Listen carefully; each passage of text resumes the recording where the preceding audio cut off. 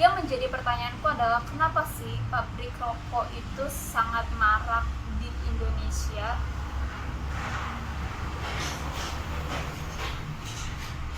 Nanti bakal aku bahas di akhir dari video ini. Jadi watching to the end, jangan skip dan tonton sampai habis now.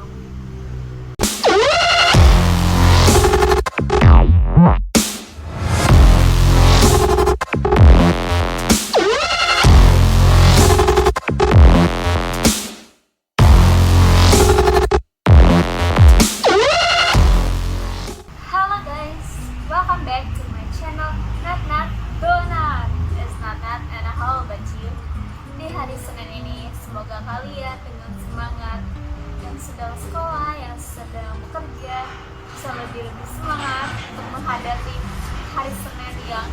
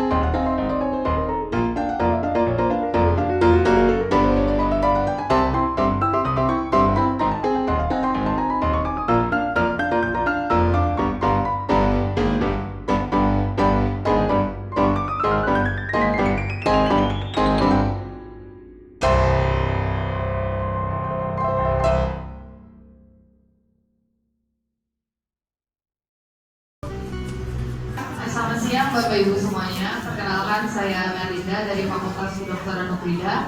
Jadi di sini saya akan memberikan penyuluhan mengenai apa sih bahayanya rokok terhadap jantung. Nah, sebelum kita masuk ke dalam topik pembicaraan kita, di sini saya akan bertanya dulu kepada Bapak Ibu semuanya, apakah ada di rumah atau saudara-saudara Bapak Ibu sekalian yang merokok? Atau mungkin Bapak Ibu sendiri yang merokok? Celia Christina Wati. Gak bisa dipungkiri ya sebenarnya kalau misalnya kita sendiri itu Binti Aceh itu pasti merupakan merokok. Walaupun kita bisa melihat banyak banget tuh orang-orang yang merokok. Nah sebenarnya apa sih kalau rokok itu? Pasti Bapak Ibu semua di sini tuh udah tahu dong apa itu rokok. Tapi di sini saya akan memberikan penjelasan lebih lanjut lagi mengenai apa sih sebenarnya itu rokok. Jadi rokok itu adalah hasil olahan tembakau. Nah biasanya dia ada beberapa jenis. Yang pertama itu ada rokok filter atau kretek. Ini adalah rokok yang paling sering kita jumpai nih di kehidupan kita sehari-hari. Kayak ini kan rokok yang paling banyak dijual di warung-warung ataupun di swalayan-swalayan. Dan ini paling gampang banget didapetin. Nah, rokok filter atau kretek itu adalah tembakau dan bahan tambahan lain yang biasanya digulung atau dilinting menggunakan tangan atau bisa juga menggunakan mesin. Lalu yang kedua itu ada cerutu. Cerutunya adalah tembakau murni dalam bentuk lembaran yang biasanya menyerupai rokok. Lalu yang ketiga itu ada sisa atau rokok Arab. tembakau yang dicampur dengan perasa-perasa ataupun dengan rempah-rempahan yang biasanya dihisap dengan alat khusus.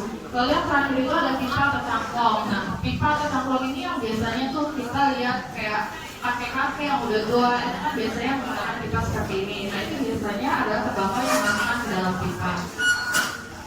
Nah, sebenarnya apa aja sih kandungan yang ada dalam sebatang rokok itu? Nah, ini adalah contoh-contoh kandungan yang ada dalam rokok yang sangat berbahaya bagi tubuh kita.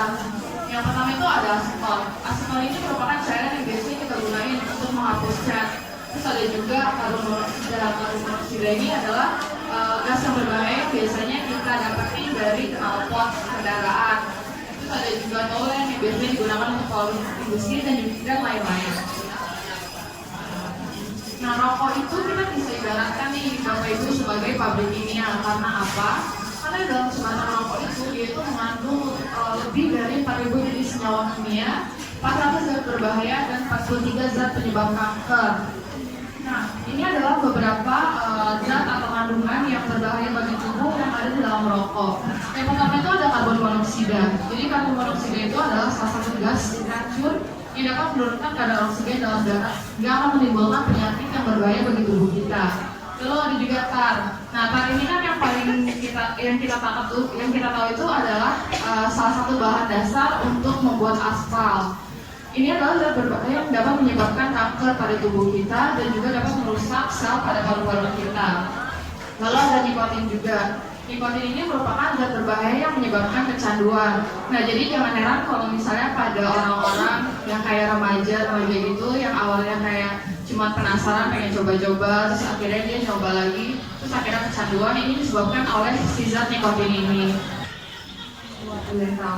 Oke, jadi jenis perokok itu sebenarnya ada dua, ada perokok aktif dan juga perokok pasif. Untuk perokok aktif sendiri itu adalah orang yang mengkonsumsi rokok secara rutin.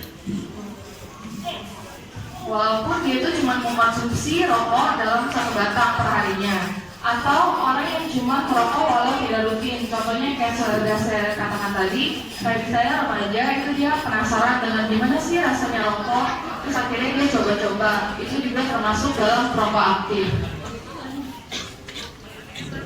Lalu untuk perokok pasif sendiri itu adalah orang yang bukan perokok, tapi dia itu menghisap asap dari rokok orang lain, atau orang yang berada dalam suatu ruangan tertutup dengan orang yang sedang merokok. Nah, asap rokok yang dikeluarkan oleh perokok itu ternyata jauh lebih berbahaya Bapak Ibu dibandingkan dengan asap yang dihirup oleh si perokok itu sendiri. Nah, oleh karena itu bagi orang-orang yang nggak merokok atau bagi Bapak Ibu yang bukan merokok, itu kita harus berani menyuarakan hak kita untuk tidak menghirup asap dari rokok tersebut. Nah, apa aja sih dampak buruk jika kita menjadi perokok aktif ataupun perokok pasif? Yang pertama bisa menyebabkan stroke dan serangan jantung. Lalu yang kedua bisa menyebabkan kanker rongga rahim, terus menyebabkan kanker paru dan penyakit paru obstruktif kronis, terus kanker kulit juga bisa, katarak, kehilangan pendengaran, tulang lebih mudah patah, menyebabkan kemandulan dan impotensi pada pria, menyebabkan keretakan rambut, penurunan tinggi dan menyebabkan bau mulut yang tidak sedap. Nah, sebelum kita membahas mengenai penyakit apa yang bisa disebabkan karena rokok, tapi kita harus tahu dulu sebenarnya apa sih fungsi jantung itu. Jantung itu tuh adalah salah satu organ yang sangat penting bagi tubuh kita. Apa fungsi jantung? Jantung itu fungsinya untuk memompa. Nah, apa yang dipompa oleh jantung? Yang dipompa oleh jantung itu adalah darah di seluruh tubuh, sehingga tubuh itu akan memperoleh oksigen.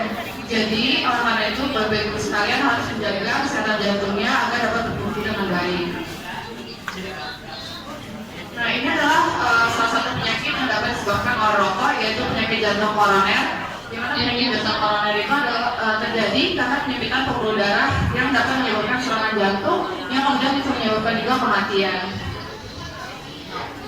Ini adalah tanda-tanda atau gejala serangan jantung. Yang pertama itu jantungnya berdebar-debar. Nah, jadi dadanya itu terasa seperti diremas-remas. Lalu yang kedua juga sesak napas. Nah, sesak napas ini adalah gejala yang paling umum terjadi.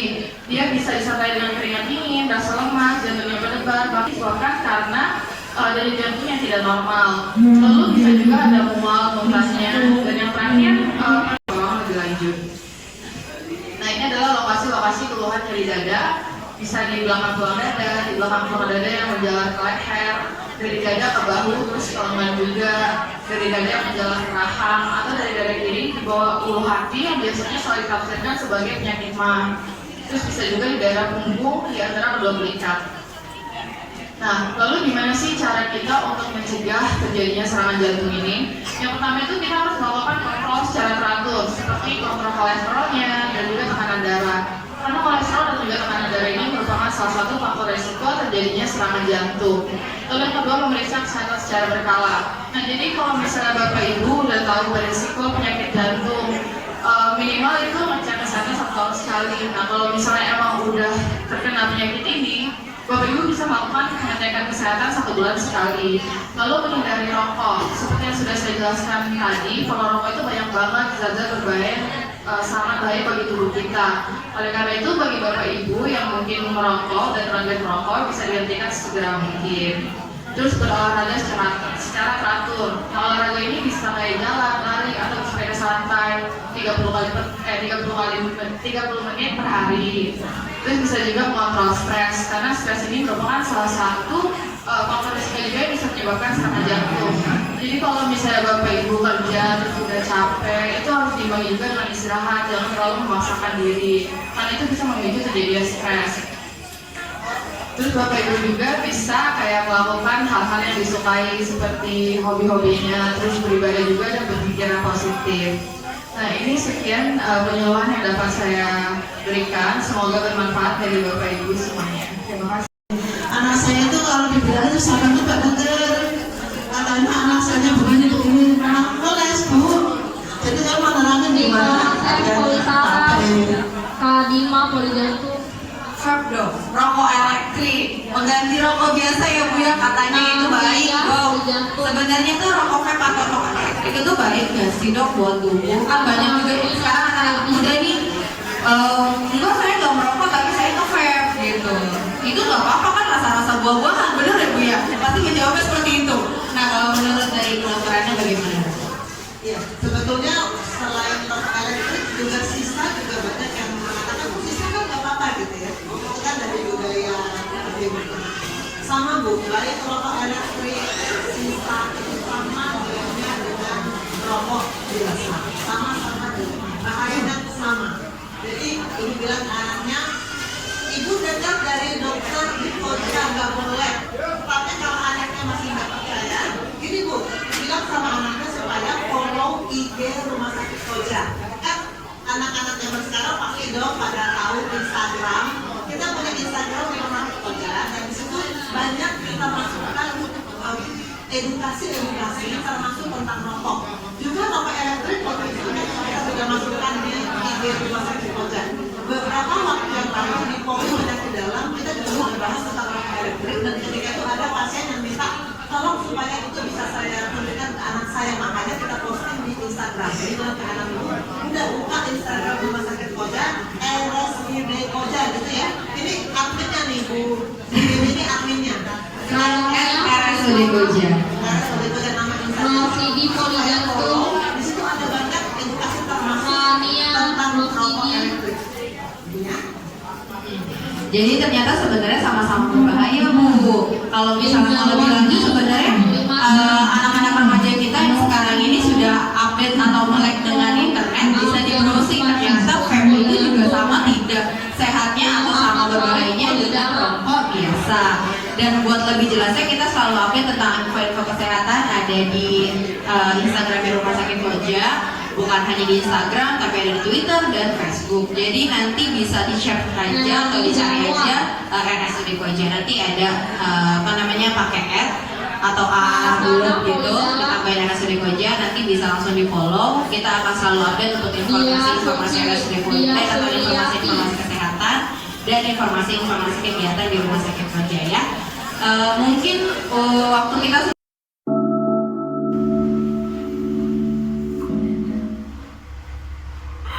Mengerikan sekali. Jadi bagi kalian yang ngerokok yang